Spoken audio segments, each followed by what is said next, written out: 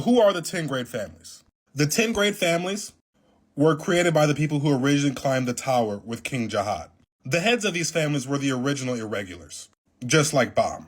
That's why everybody's scared of Bam, because irregulars are absurdly strong. They're basically gods in the Tower of God verse. Now, in current age of the story, the 10 great families are considered the high nobles. They have the most power, they have the most authority inside the tower. And they have a lot more than just political power too. Like I said before, the family heads are considered irregulars, and they're basically gods of the tower. So all their offspring are very powerful in their own right.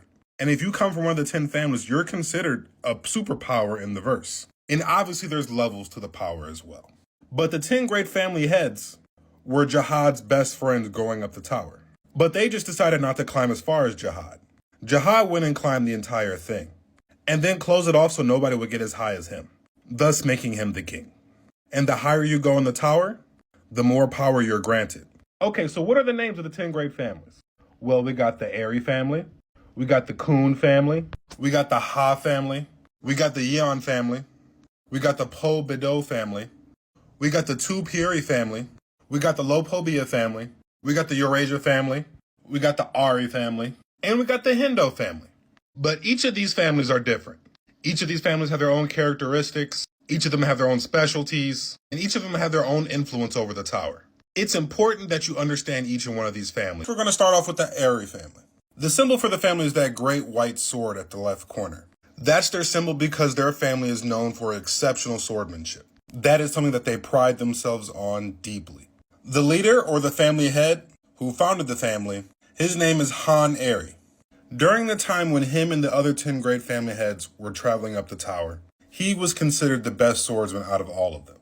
Also, everybody in this family has this same kind of aesthetic as well.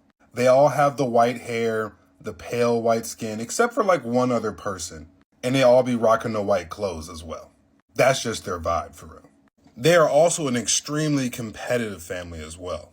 This family is currently the strongest family in the tower. And they are the most famous family as well. And this family is closely related to another family too. They are related to the Arie family. Literally spelled almost the exact same way, except without the E. But this family doesn't get as much screen time in the manhwa until like later chapters, when this guy comes about. This guy is white. And without any spoilers, let's just say this dude's a dog. He's a demon for real. And he is power hungry. The second family we're talking about is the Khun family. Their symbol is a lightning bolt, and their family crest is the second one from the left at the top, right next to the Arie family's white sword. Edwan Khun is the family head, and he's also one of the irregulars that first climbed the tower with King Jahad. Edwan has the greatest number of wives, and he has the second greatest number of children too. Edwan hosts a tournament for all of his children once a year, and the winners of the tournament are deemed his true children. They get all the perks of being a part of his family. And the losers are abandoned. So in this family, it's survival of the fittest for real. The Khun family are known for a number of things. They're known for their intelligence, they're known for their strategic thinking, and they are also known for the mastery of lightning and ice. Most of them are known to be spear bearers, which basically means that a spear is their weapon of choice. And whether you're watching the anime or reading the manhwa, you will find out that people who come from this family are very good at being a manipulator. Like, they control a lot behind the scenes. I mean, you straight up see it with Bam's best friend. He's pulled some crazy situations out of his butt, and he's manipulated his fair share of people to get them in better situations. I'm not gonna lie, the Khun family is probably one of my favorite families. No pun intended. The next family we're going over is the Ha family. Their symbol is a fist, and their family crest is that white fish-looking thing at the bottom. The author said that he wanted to resemble their traits similar to a mako fish. The family head is Yurin Ha. The Ha family is one of the few families that is a matriarchy. Yurin Ha only had 2 kids. She had twins, and the father was the head of a different family, the Arie family, not to be mistaken with the Arie family. I know it's kind of weird, they're spelled differently. But she had 2 twin daughters, and all the descendants of the Ha family stem from her twin daughters. And a lot of people from the Ha family have DNA from the Arie family. So these families are always closely related. She never married the leader of the other family. They just had 2 kids, and that was it. The Ha family does not have a good relationship with the Khun family. The Ha family is either second or third in terms of military power, behind the Arie family. And outside of a couple characters, not that many females are born into the Ha family. They also only have one branch family, and that is the Heo family. The Ha family is known for physical strength and their martial arts abilities. This character right here above is Yuri. She's one of the strongest members of the Ha family, and her power and martial arts abilities are second to none. Their family is considered the best when it comes to hand-to-hand combat. This family is very straightforward, and they value strength over everything else. They were also one of the families that really developed the body reinforcement technique. This is where they use Shinsu to reinforce their body, so they could take on tasks that are harder, etc. Outside of the family heads, the Ha family got some of the most broken characters. I mean, some of these characters are absurdly strong, just off of hands alone, too. And they got the baddie right here, too, Yuri. I gotta show her again. The next family we're talking about is the Yeon family. Their symbol is fire, and their family crest is that strange-looking flower. This flower is something that is extremely valuable to the family. It is valuable because there is a gem inside the flower that they use to create and make their brooches. The flower is called Zagena. The Yeon family is also another matriarchal family. The head actually has two names. Her original name was Hana, and then her name changed later to Urang. She is known for her ability to manipulate fire. And so as a result, the people who are born to her family also have great abilities with fire. And her flames are so great, they aren't just normal flames. She has what you call primeval flames. And there are two types of primeval flames. One is a flame that can burn everything, and the other is the one that can save everything. But over time, that flame gets weaker, and each new generation of the Yeon family doesn't have that same fire aptitude that she does. But the interesting thing is, Hana has never actually birthed any children. All of the descendants are from a different family member of her original family. She's just the strongest. A member from her family who was one of the main members was charged with birthing all the children. Her name was Ilarde, and she is known as the godmother of the Yeon family. And she is also tasked with raising the children as well. And once every 5 years, a man is chosen to sleep with Ilarde to bear the next child of the Yeon family. But the process is very grueling and very cold. You have to be a ranker to even be considered. And the men that are chosen during this process live and stay with them for 5 years. And then one of those men will be chosen to sleep with Ilarde. And if a child is born from this, that man will be accepted into the Yeon family, and he gets a whole bunch of glory for the process. It's kind of crazy when you really think about it. And like I said earlier, women have all the authority in this family. They are in the places of power. And in the family, a woman is born just about every 100 years. And in the family, when a woman is born, they are technically like the embodiment of a flame. And generally, the women are the strongest members of the family because they get access to the greater abilities of flame manipulation. The Yeon family also rule over Floor 21. Like I said earlier, most of the people in the Yeon family are known for their fire abilities, and they also have some very fiery tempers as well. And once they hone their fire abilities, they become some of the strongest people in the tower. The next family we're covering is the Po Bidau family. The symbol for their family is an open book, and this is their family crest. The family head of the Po Bidau family is Gustang Po Bidau. Gustang is one of the first people in the tower to systematically record the knowledge of Senshu. He's the most famous wave controller in the entire tower, and also writer. And he's the one who probably has the most knowledge in the entire tower. And at one point in time, he was married to the family head of the Eurasia family. The Po Bidau family are known to be the guardians of knowledge, literature, and history. So much to the fact that the mothership that they live on is called the Ark of Knowledge. And the Ark of Knowledge is basically like one giant library. Also, fun fact, Gustang only has one biological child. And that is a daughter that he had with the other family head that he was married to for a little bit. But she's sealed away. Everybody in the Po Bidau family are actually created by Gustang, because Gustang has the power to turn anything that he writes into a creation. So all the people that are in the family are just things that he's created with his written text, and they're not actually anything related to his blood. This is something that really blew my mind for real. But also the reason why his entire family lives on the mothership is basically because they are on the run from King Jahad.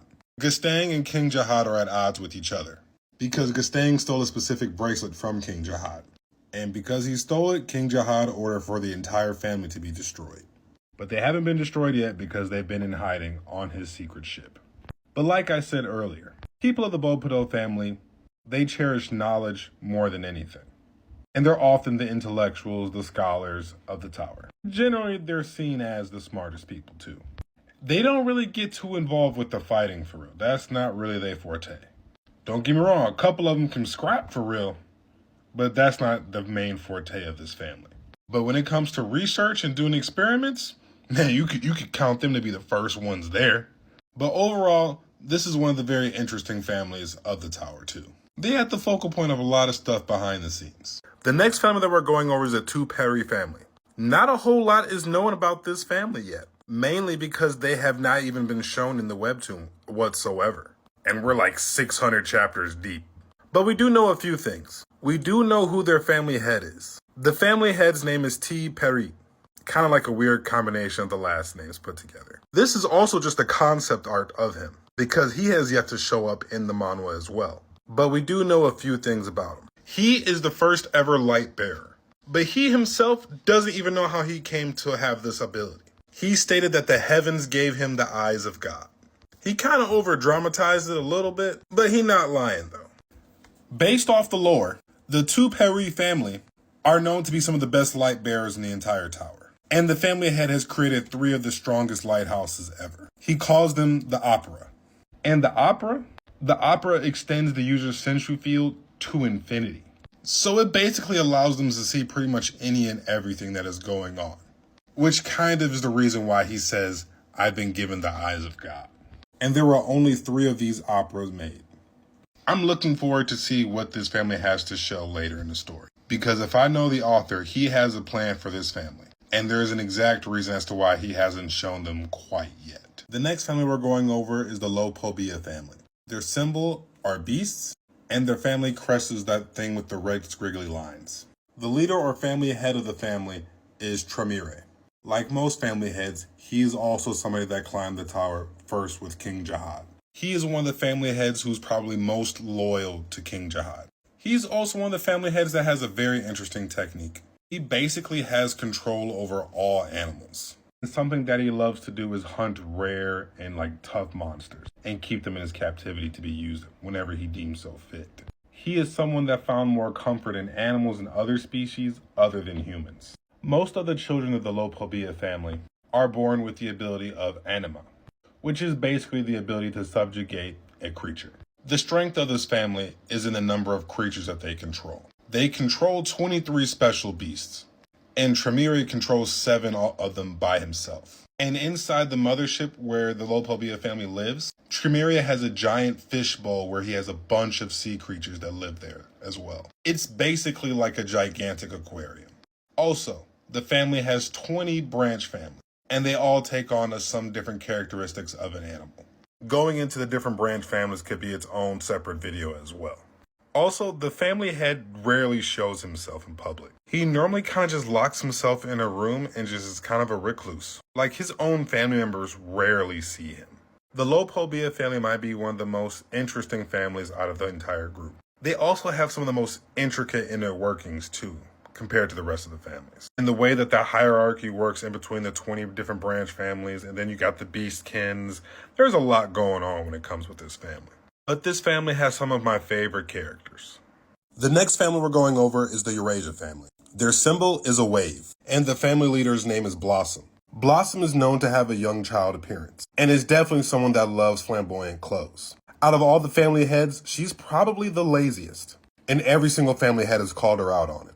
But she does have the greatest control of Senshu, and the Eurasia family is known for having the best wave controllers. Earlier on in the tower's history, Blossom Eurasia and Gastang were actually lovers. Gastang was her biggest fan and also her biggest hater. He admired her ability to control Senshu the way that she did, but he also hated that she did it better than him, with ease too. They also only had one child together, and that child was called Ini.